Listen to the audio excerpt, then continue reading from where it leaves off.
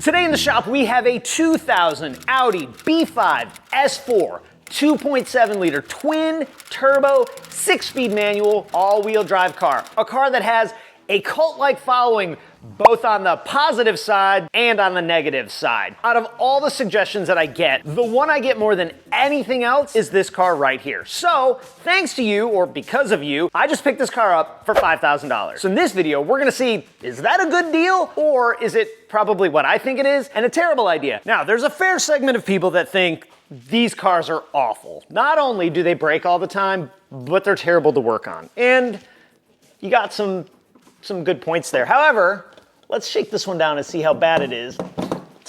I actually bought this car in Salt Lake City, and I don't remember the hood latch being broken. Needle nose in the grill hole.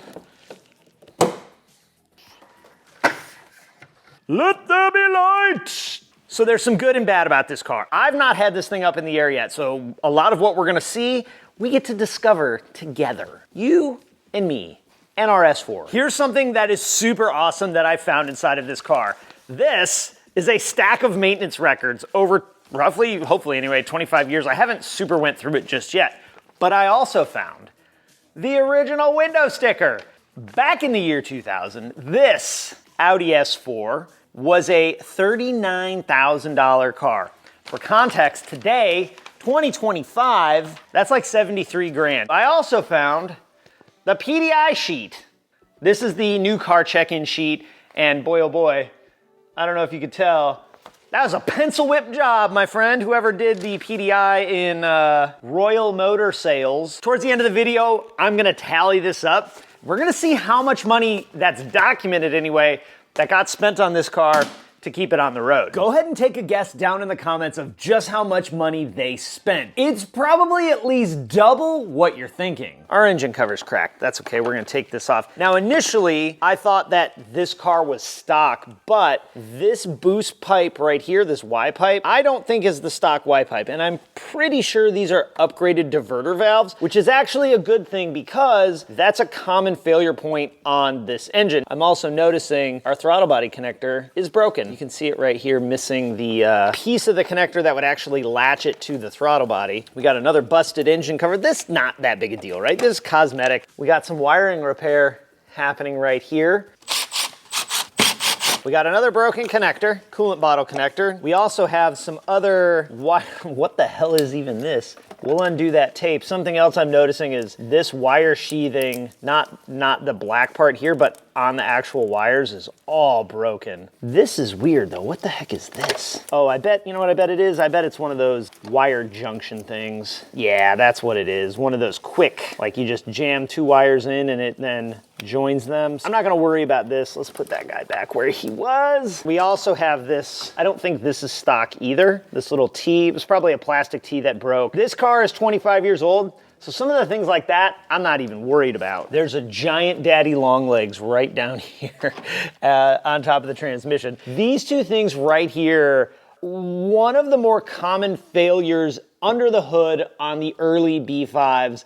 The 1.8 turbo Passats had them, and they're called power output stages. One of these is gonna go to one bank of coils, the other is gonna go to the other bank of coils, and these are super failure prone. These have definitely been replaced at some point in this car's life and history. What was really funny though is on the Volkswagen side at the dealer, these would fail and they were like $500. It may not be that much, but they were like $500.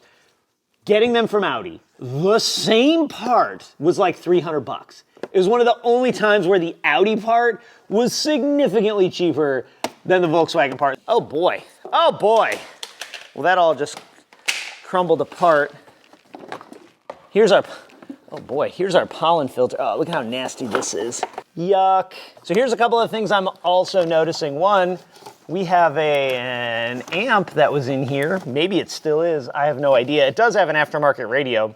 Two, you'll love this. Our heater core is bypassed, and I'm not surprised because I guarantee you this thing is either leaking or clogged. That was a super common B5 problem. Heater core clogs, no heat, and then you had to take the whole dash out. This is a problem that I did note when we were at IE, that the car had no heat. The other thing that's weird to me, This thing doesn't have heated seats. I also want to point out that our brake fluid looks super dark. Now there's a common problem with these brake fluid reservoirs. You can see it here on this one. They start to get these micro cracks in the plastic, which means if you pressure bleed your brakes, you need to be really careful. I have seen more than one of these absolutely explode when the brakes were being bled. It also looks like this one might have some rodent chewage here on the backside. Also noticing, look at this. I wonder if this car is tuned. Oh, I bet it is. Look at this. We're missing all the screws.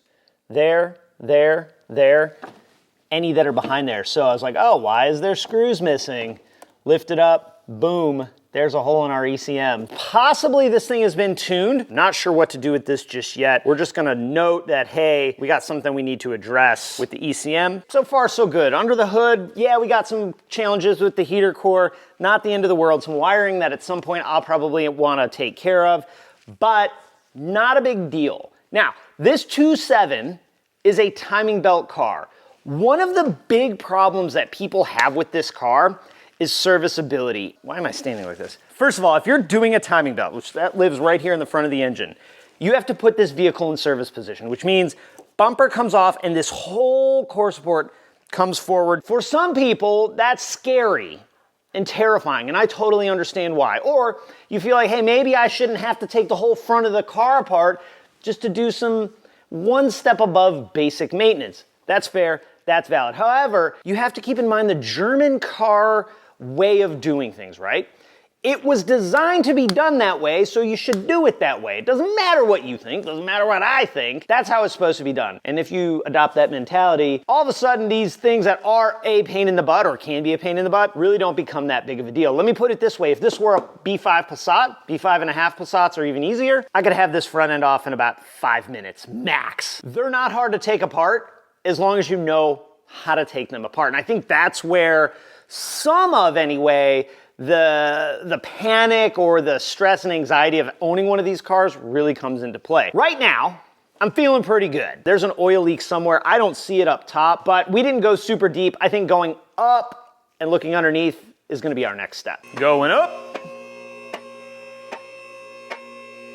This next part, the suspension, is where things can go sideways really, really fast. This is one of the reasons this car is so awesome. And this is one of the reasons this car can be an absolute nightmare. This setup is Audi's 4-link suspension setup. And technically, in my opinion anyway, there's 5 links. We have 1, we have 2, we have the tie rod, and then we have 2 down below that I'll show you in a little bit. All of these links were really good about wearing out. Tie rods could either have play in them or the boots could break. In fact, I think early Passats actually had a tie rod recall. The upper links, same kind of deal. The ball joints could fail right here and here, or the bushings all the way at the back were really good about splitting. And to make things even more better, this bolt right here at the top of the knuckle can be an absolute nightmare to get out. Not only do you have a bunch of links that are all pretty expensive, this car does also require a couple of things. One,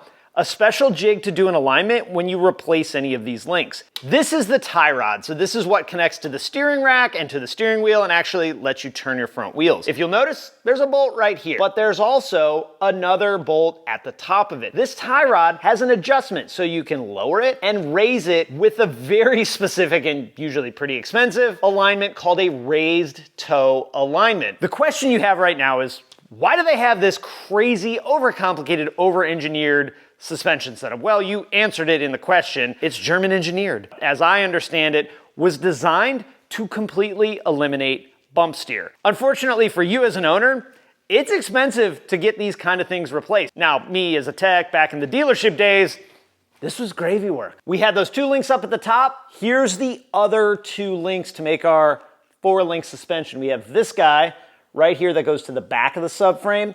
And then we have this one, which I think we call like the duckbill or something like that. So it's a major player. Early B5 Passats had a recall on this guy, I believe. If you'll notice, we have a bushing here, this one completely new. It's the attachment point for our front sway bar. It goes into our knuckle. There's also a ball joint right on this side.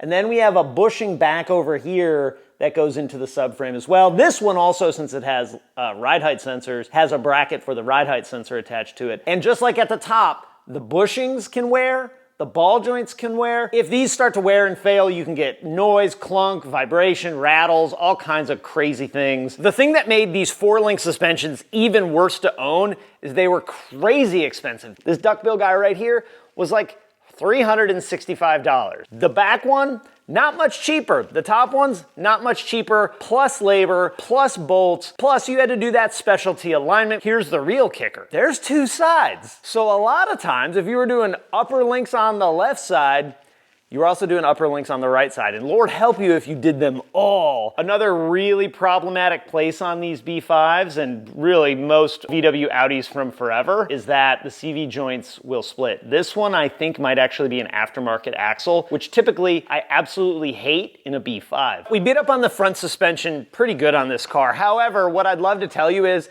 yeah, other than that, you're in good shape.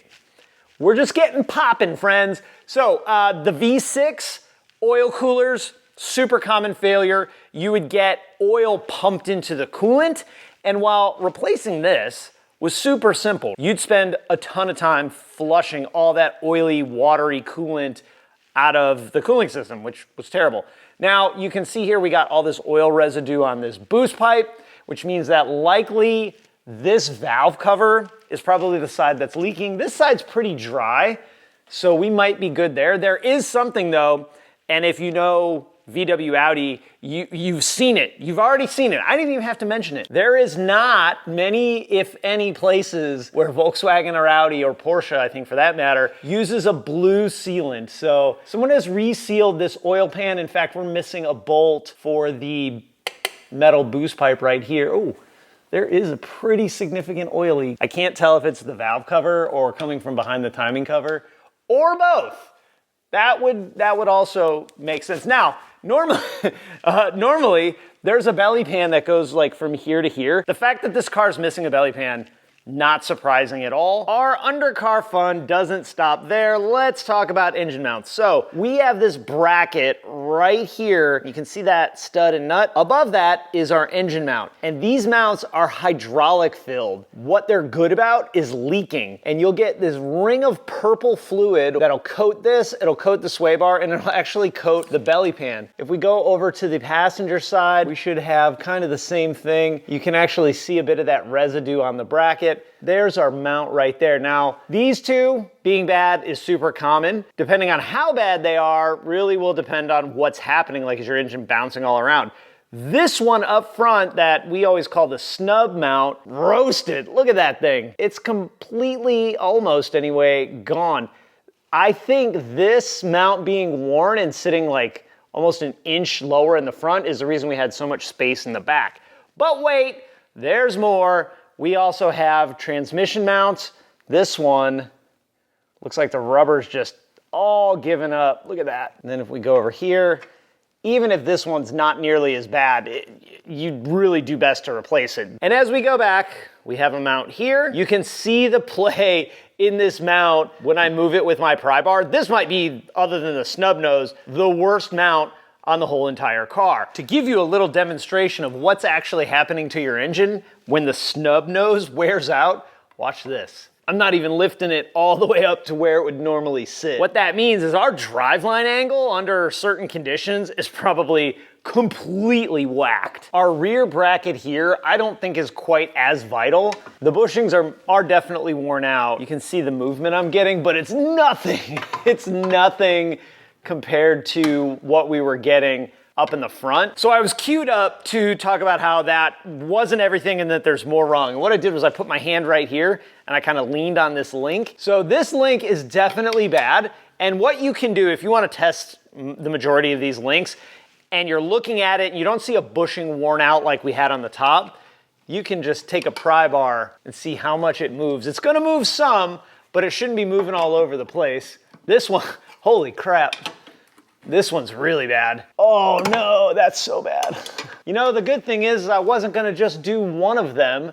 I was going to do all of them anyway. If you're gonna do one side, do the other, same link. If you're gonna do one link, At this point, your B5 is 20 to 25 years old. Remember, this applies to Passat 98 to 05 as well. The Passat of that vintage was so awesome because you were basically driving an Audi, despite the fact being way underpowered for what it was by today's standards, which this car also, like, think about it.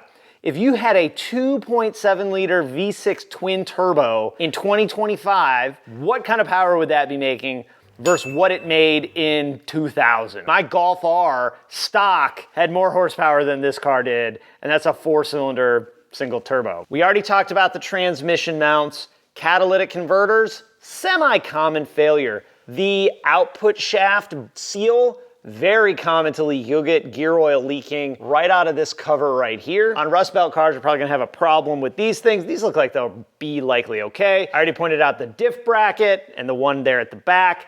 Just like at the front, these control arm bushings can wear, fail.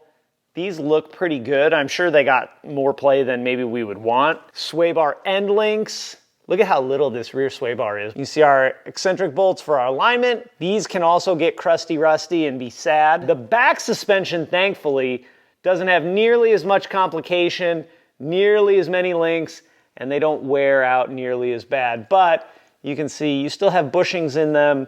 You still have ball joints in them. So those are all wear, all potential failure points. Rear axles don't usually split the boots like the fronts do.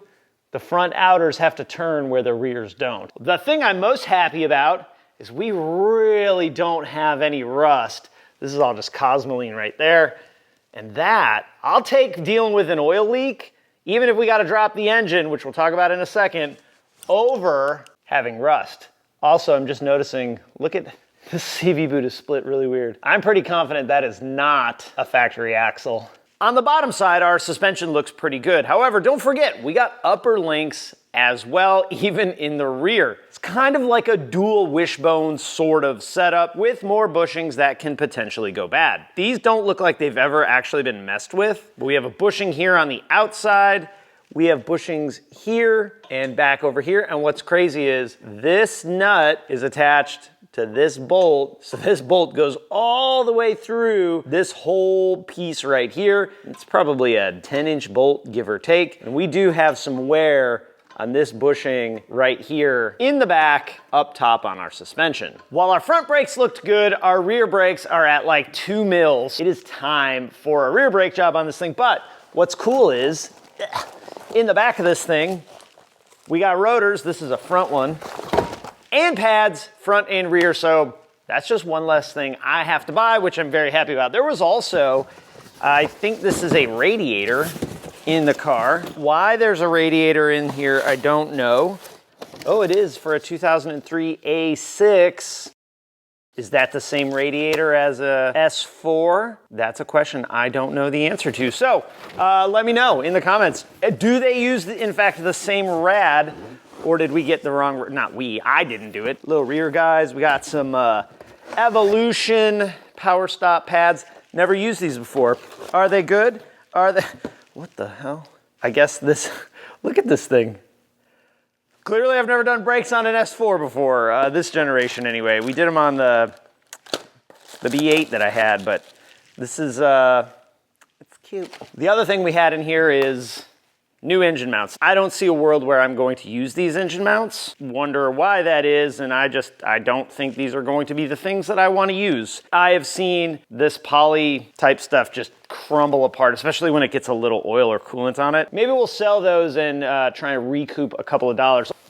When I pulled that radiator out of the trunk, I realized we actually do have an amplifier back here still mounted, so that's cool. Maybe we'll put some boom boom in this room right here, but I'm also noticing we've had some speaker wire cut, and these speakers I guess are not connected at all. We just got some wires chilling. You remember all those receipts that I talked about earlier? There was like 5 or 6 of them that were car audio related, so this doesn't actually surprise me. Moving to the interior of this thing, it's actually not too bad. I don't know, is there a joke about like the back seat of an Audi like there is backseat of a VW? I don't know, but it's okay, right? We are also suffering from classic, super common VW Audi stuff.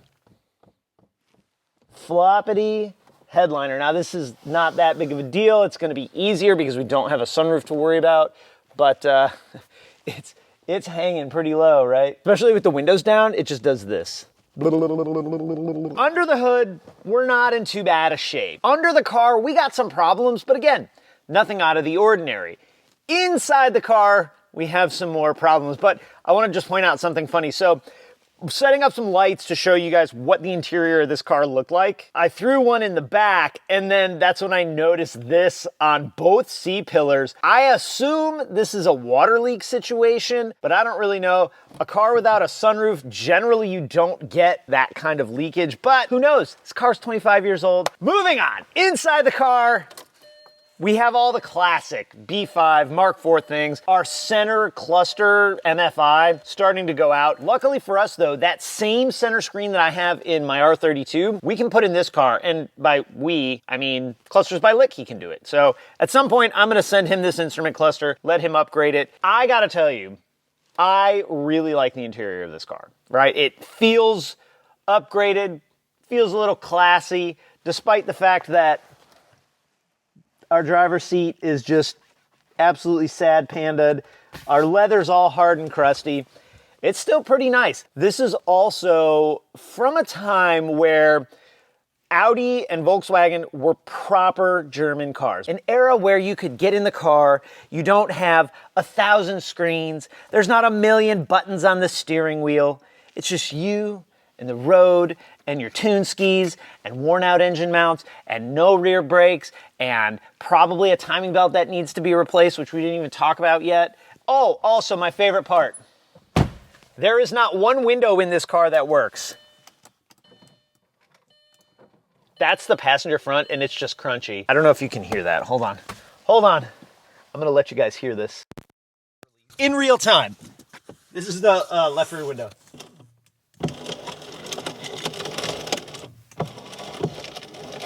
I'm waiting for that glass just go back to reality. This is actually not an uncommon issue with the Mark IV and B5 generation. That late 90s, early 2000s VW Audi cars, window regulators, insanely common.